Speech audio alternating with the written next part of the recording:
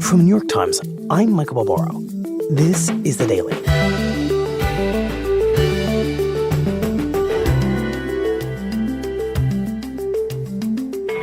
Over the past few months, attacks by Houthi militants on global trade and the Western military, which once seemed like a dangerous sideshow to the war in Gaza, have become a full-blown crisis.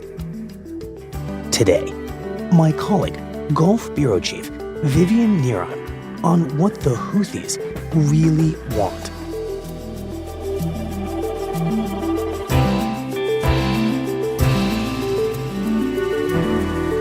It's Thursday, January 18th.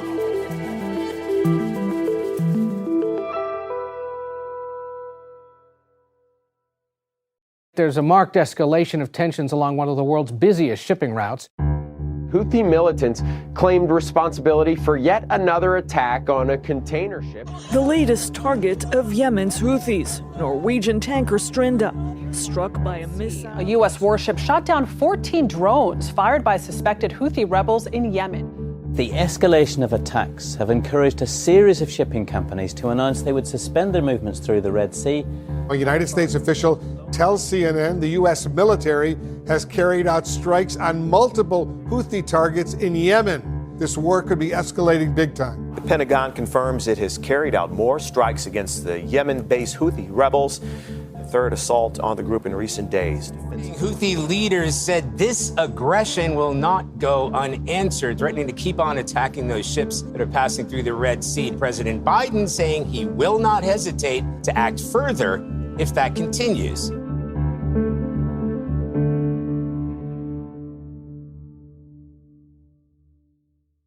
Vivian, over the past few weeks, as militants in Yemen have carried out this really unusual military campaign against commercial ships in the Red Sea and have basically crippled this trade route and triggered a very significant military response from the U.S. and its allies, the question I think all of us have had with increasing urgency is what exactly has motivated these militants, the Houthis, to do this? What do they want? And how do these attacks in the Red Sea serve that cause?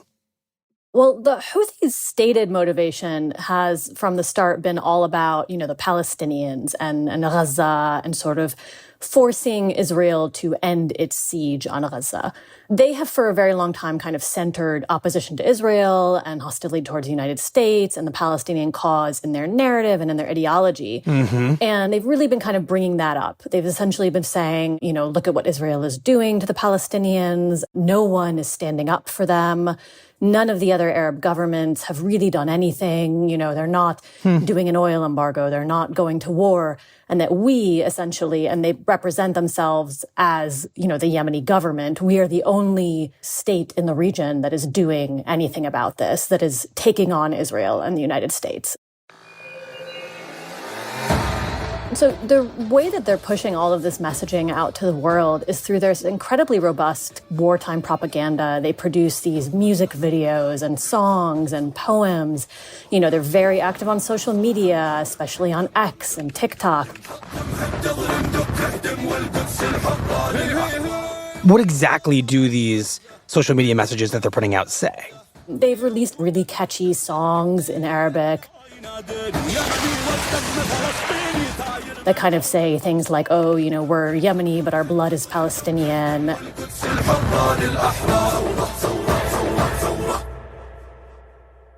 They have done things like put up, Twitter polls essentially saying, who are you on the side of? Are you on the side of genocide in America? Or are you on the side of, the brave Yemenis fighting genocide and standing up for justice, essentially? And that's a Twitter poll that they put out in English. Wow. Kind of just trying to sort of speak to a different audience. So that has become, again, a very important tool for them.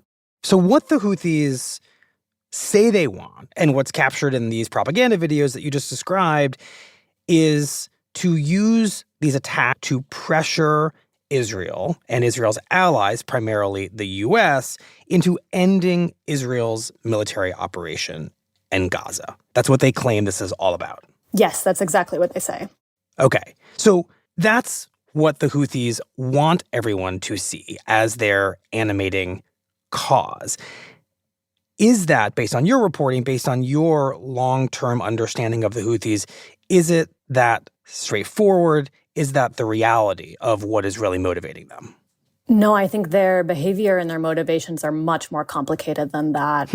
I mean, the Houthis ultimately want relevance. They want power. They have a lot of domestic aims. And in so many ways, the war in Gaza has really been just this huge gift from the sky for them. It enables them to achieve so many of their own aims. I mean, I can't even describe to you how strange it is as somebody who's covered the Houthis for many years. And they were this really just little known group, to see how prominent they are and how much people who really know almost nothing about Yemen now talk about them and know who they are all over the world. Well, tell us that story of who the Houthis are, where they come from, and how the operation that they are now conducting that has really kind of menaced the Red Sea and much of the West and its economy, how it achieves its real goals. You know, it's funny. I went back into times past to see if we'd written about the early history of the Houthis, and we had almost nothing about them before even the mid-2000s, which was interesting to me. So essentially, the Houthis' history as a movement dates back to the 1990s. They take their name from their tribe, which is this extended clan whose home territory is in the mountains of northern Yemen, near the border with Saudi Arabia. And they follow this subset of Shia Islam and say that they're the descendants of the Prophet Muhammad. So when they began their movement, they were really sort of a cultural and religious revivalist group that later became quite political. And they gained prominence essentially as this tribally based resistance movement to the Yemeni government at the time. And they very much portrayed themselves as fighting against corruption, fighting against foreign influence. And their rise to prominence really coincided with the U.S. invasion of Iraq in 2003. And they really absorbed that invasion, which was incredibly unpopular, throughout the Middle East and among Arab countries. They sort of saw this as an incredibly destabilizing military incursion into their region that they did not support. Right. And the Houthis really seized on that and on sort of general rising anti-Americanism and incorporated that battling foreign influence really deep into their ideology. Right. And of course, the war in Iraq was about as clear a case of a foreign power stepping into their neighborhood as you could possibly imagine. Right, yeah. And for them, they really saw U.S. influence in their own country as well, because the, longtime Yemeni ruler who they were fighting against was this U.S. allied autocrat. And he had been in power for more than 30 years. Very repressive, very corrupt government, and very unpopular. And they were, for a long time, fighting against him.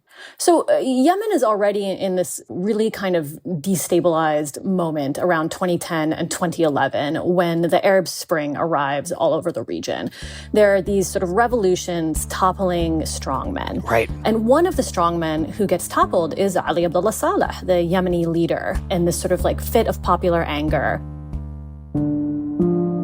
Now, what happened over the next couple of years was really chaotic, and eventually the Houthis saw an opportunity, and in 2014, they seized control of the Yemeni capital of Sana'a.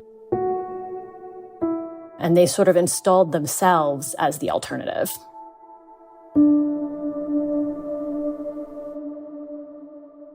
So now that this clan from the northern mountains of Yemen has taken over the capital and the institutions, I would imagine, of Yemen's government, what does the world make of that? Well, it's something that pretty immediately made Saudi Arabia, Yemen's much larger neighbor to the north, very nervous and concerned. Why? The Houthis are essentially a militia, right? They're this kind of religiously inspired militia. And that alone was enough to make Saudi Arabia nervous. They have this very long border with Yemen. They did not want a militia on the other side of the border. But perhaps equally as important to that is the fact that the Houthis had become aligned with Iran, which is Saudi Arabia's regional rival. And Saudi Arabia was very worried about the idea of this Iran-influenced militia, potentially Iran-supported militia, taking over this large chunk of its southern border and what that would mean, and the sense of being sort of crunched in by Iran-influenced proxies from different sides. So basically in early 2015, Saudi Arabia gets together a coalition of Arab governments, and this Saudi-led coalition starts a bombing campaign in Yemen.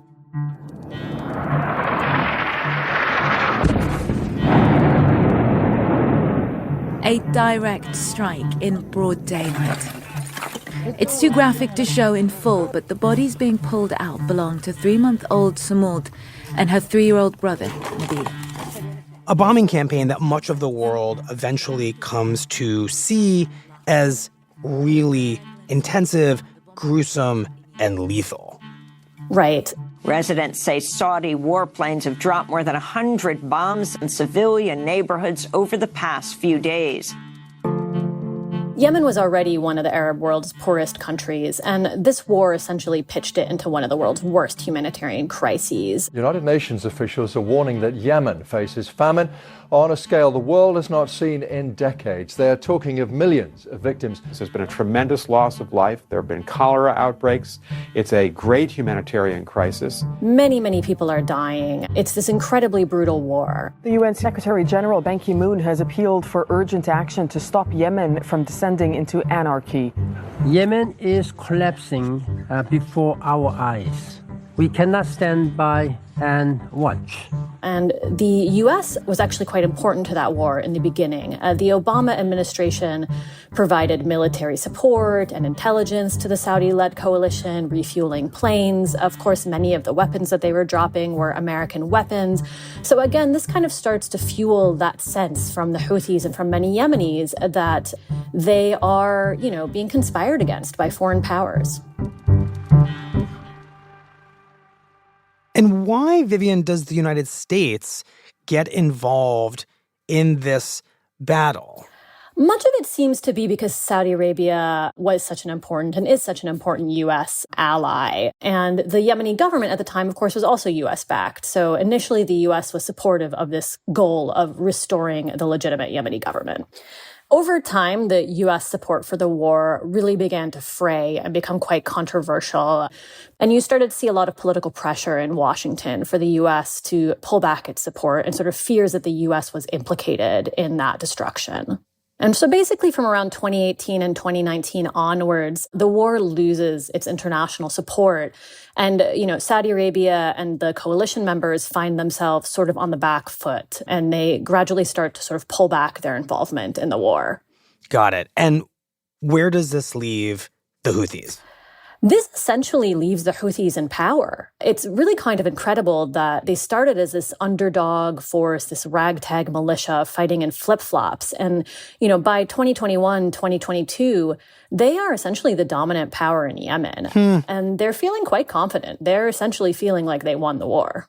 So how do we get from this unlikely victory that the Houthis have over major powers, Saudi Arabia, the United States, to a campaign of bombing and attacks in the Red Sea that would seem to endanger all that the Houthis gained in that prolonged war?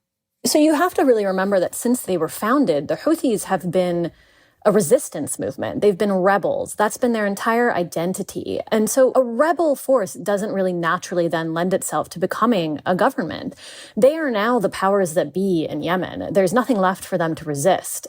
So they're in this very uncomfortable position in a lot of ways as 2023 rolls around, and people are looking at them to provide basic services. They're looking at them to provide electricity and water. They're looking at them to pay salaries for civil servants who in many cases have gone unpaid for years. And that's quite a lot of pressure on the Houthis. And no doubt to rebuild the entire country. And they also do need to rebuild the entire country, which is really in ruins. And all of that is quite expensive.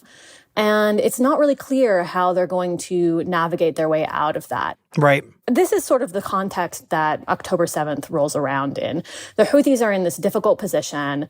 They're facing this kind of prospect of transitioning into a peacetime government, which is going to be very challenging. And in that context, October 7th comes out of nowhere, and suddenly there's potentially an answer to a lot of their problems. Well, just explain that. How does Hamas attacking Israel, and Israel obviously preparing a ferocious response, how does that potentially solve all of the Houthi problems you just outlined? Well, it puts the Houthis at the center of this moment in the region where there's just anger all across the Arab world. And the Houthis really insert themselves into that. And they take it up as an opportunity to really live out their narrative, to finally directly enter a war with Israel, which is their declared great enemy. Right. So once the Houthis directly enter this conflict, they're shooting missiles at Israel, they're attacking ships in the Red Sea, their popularity at home skyrockets. They find themselves in a situation where they can use this to recruit more fighters.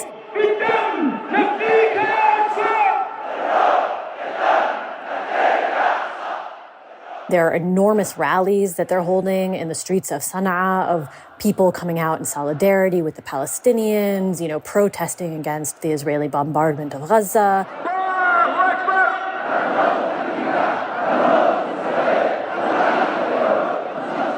They're just these huge crowds of people holding up their slogan, holding up images of the Houthi leader. And it's really quite a galvanizing moment for them.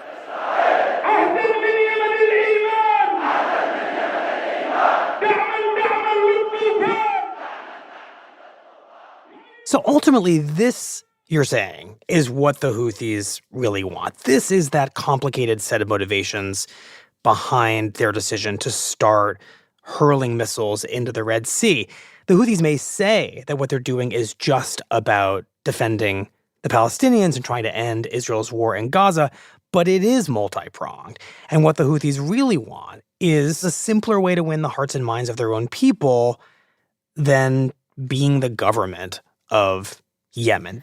Right. I mean, the Houthis have pushed back against that narrative a lot. They're arguing that they're not doing this for popularity, that it's not about domestic reasons, and they say this is a true moral crusade. We're fighting for justice. But the reality is that on the ground, they have benefited a lot in a lot of different ways. So it almost doesn't matter to what extent they believe the ideology that they're espousing. On the ground, there has been a massive benefit to them.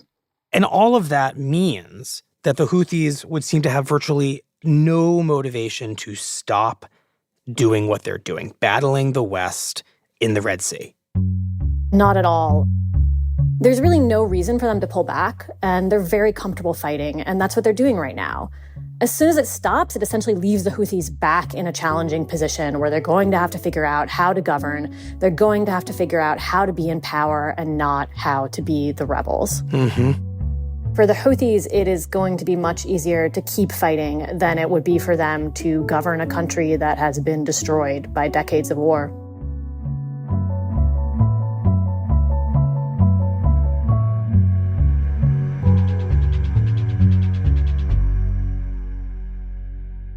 We'll be right back. Vivian, as the Houthis wage these ongoing attacks, it clearly puts the U.S. in a really complicated spot based on everything you just said, because at some point the U.S. has to respond to these attacks on ships, including U.S.-owned ships and U.S. military ships. But the U.S. has to understand that any retaliation risks playing directly into the complicated motivations you just described. So how does the U.S. try to navigate that? Right. So for the first few weeks of these attacks, the U.S. does really appear to be trying to avoid entering into this conflict directly. There does seem to be some degree of recognition that there's a real risk of escalation if they get involved, and that the Houthis essentially could be legitimized by, them attacking the Houthis, right? It's finally recognizing the Houthis as worthy of attack. So there's some resistance in the beginning toward that. There does seem to be a consensus at some point within the U.S. establishment that they do need to do something. And they eventually make this sort of statement with the UK and with this coalition, essentially threatening that if the attacks don't stop, they're going to respond. And that statement does seem to sort of lock them into action at that point, because the Houthis have been very clear that they're not going to stop, that they absolutely have no intention of stopping. And in fact, they've declared at this point that they would prefer a direct war with the United States. So once the U.S. does decide to retaliate, and it does so in a very forceful way, hitting dozens of targets inside Yemen that are controlled by the Houthis, how does the U.S. frame it? Well, the U.S. is very careful to try to frame this as having nothing to do with Israel and the war in Gaza. They're very concerned that essentially the Houthis are going to be able to weaponize this just to sort of deepen their narrative even more. And so they try to sort of frame it as a coalition response to protect economic interests, to protect global shipping, and really try to emphasize the effect that the Houthi attacks have had on shipping and trade, particularly because they're passing through this incredibly important part of the Red Sea that leads to the Suez Canal. So when the U.S. responds, what President Biden is saying is, I'm not going to give you the propaganda tool of saying that this conflict is about what you, the Houthis, say it's about, which is Israel and Hamas and Gaza. We are going to kind of strip all of this of that language and that symbolism. Yes, that is what they say. That doesn't go over very well in the region or in Yemen. I mean, we pretty immediately were speaking to Yemenis who were saying, even in territories that are hostile towards the Houthis, were saying that, it looks like the U.S. just wants to attack them because they're defending the Palestinians. So immediately that U.S. effort to kind of parse this and frame it is seen as futile throughout Yemen. Yeah, it definitely falls flat in Yemen and in the broader Middle East. And there is honestly such a high level of anti-Americanism across the region right now that it's very easy for the Houthis to spread this narrative and to gain popularity over it. Regardless of how these attacks are being discussed or framed, do the U.S. coalition airstrikes work at all? Are they doing what the United States wants them to do, which is to weaken the Houthis' capacity to strike ships in the Red Sea or in any way deter the Houthis from continuing to wage these attacks?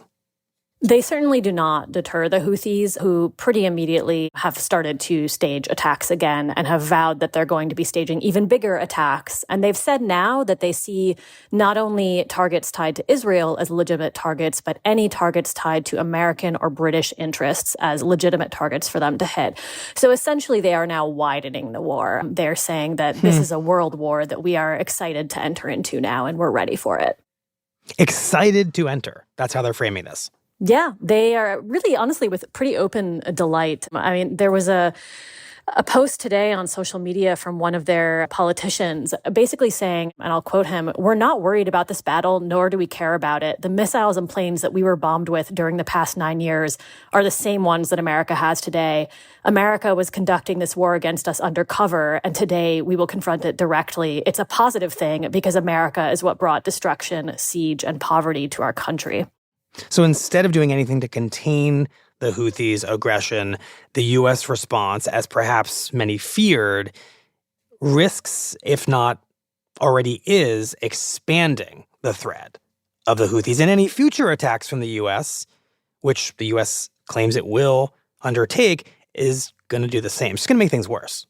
Right. There does seem to be a real risk of further escalation at this moment. It's not clear how this is going to quiet down.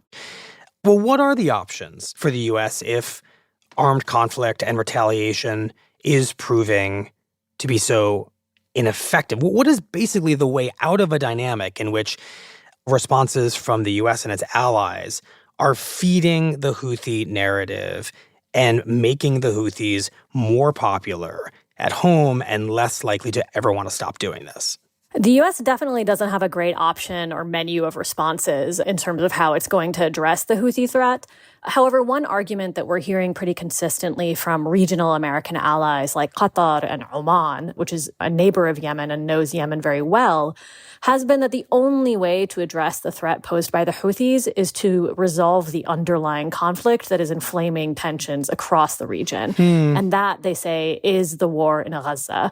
And their argument essentially is that it is the war in Gaza that is spreading all of these tensions, that is causing all of these different forms of escalation, and that is giving the Houthis a pretext for their attacks. And if you can resolve that underlying conflict, if you can reach a ceasefire and you can diffuse that, then you will ultimately diffuse all of the other problems that are going on in the region right now.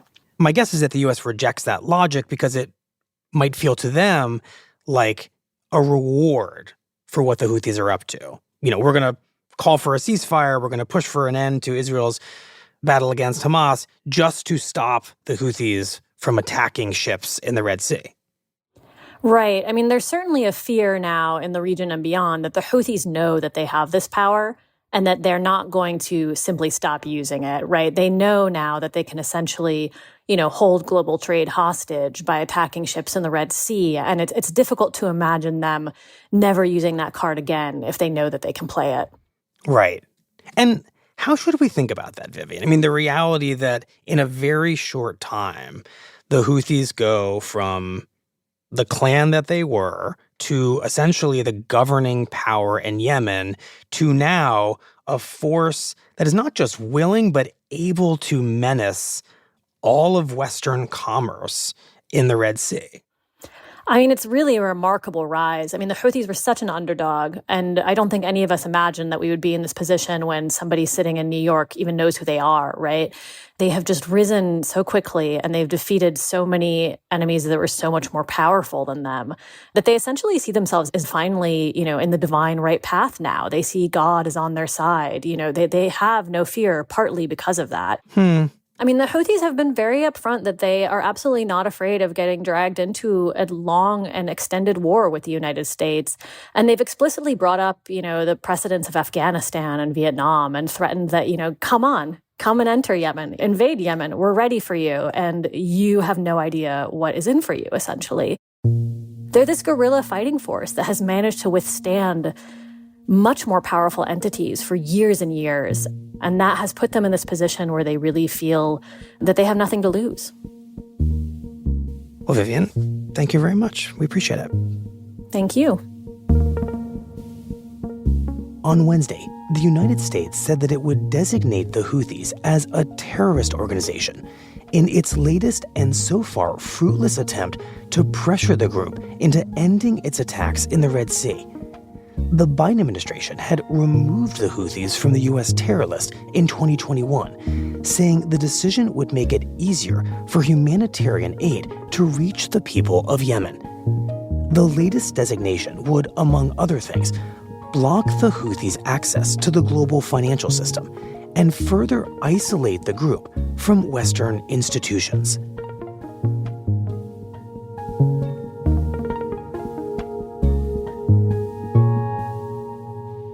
We'll be right back.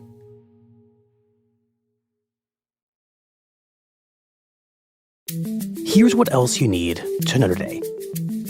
On Wednesday, the judge overseeing the trial in which the writer E. Jean Carroll has accused Donald Trump of defaming her warned Trump that he could be thrown out of the court if he continues making comments that the jury can hear. The warning came after a lawyer for Carroll complained that Trump had been overheard calling the trial a, quote, witch hunt and a con job. And the next two Republican presidential debates, scheduled for Thursday and Sunday night in New Hampshire, have been canceled because just one qualified candidate, Florida Governor Ron DeSantis, has agreed to appear.